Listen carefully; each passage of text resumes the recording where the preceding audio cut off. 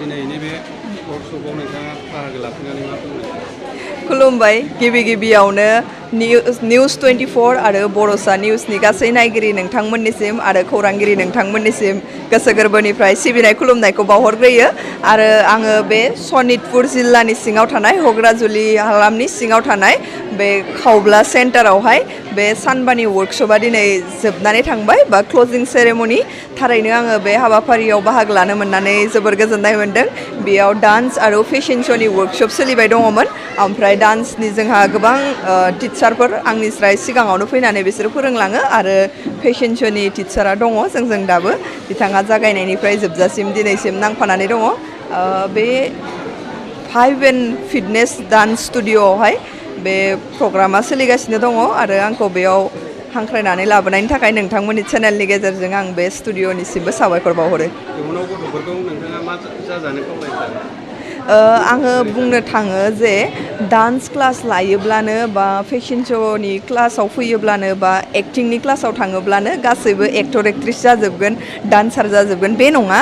जायखिनिया माने गोसो दङ बिथांमोना नाजालांबाय थाथों आरो जोंनि बर' हारिनि मोनसे सिनायथि लाखिहैनो हाथों नेसनेल इन्टारनेसनेल लेभेलाव बिथांमोना जायगा मोनहैनो हाथों आरो देरहासार जाबोनानै जोंनि सिनायथिखौ जेन जोंनि हारिनि सिनायथिखौ जेन होनो हायो आं बेखौनो आसा खालामो आरो जोङो सासे माने बिसोरनि फोरोंगिरि हिसाबै जोङो गासैबो स्टुडेन्टफोरनि मोजांखौनो लुबैयो आरो सोरबाथ' गासैबो 100नि गेजेराव 100आनो बेखिनिखौ जाफुंसार होजोबनो हाया।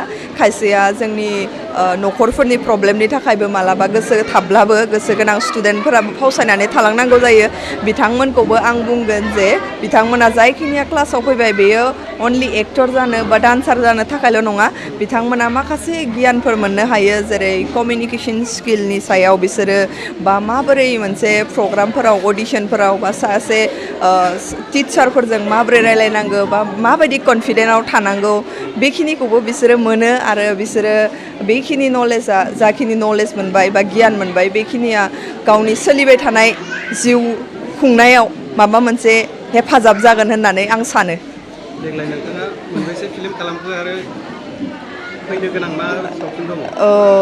आंनि बर' फिल्मथ' बिदि गैया आसामिस मोनसे सर्ट फिल्म दङ बेनिफ्राय आं मोनसे इन्टारभिउनि थाखाय बेस्थ' जानानै दंमोन बेनि थाखायनो आङो फिल्म खालामनो थाखाय सम होनो हायाखैमोन आरो जुलाइ दानावथ' आंना एक्टिंनि वर्कशप 1 मान्थआनो वर्कशप दङमोन बेनिफ्राय वर्कशपनि थाखायबो आङो माखासे शुटिंआव टाइम होनो हायासै। नभेम्बरनिफ्राय आङो मोनसे फिल्मनि शुटिं खालामगोन आरो।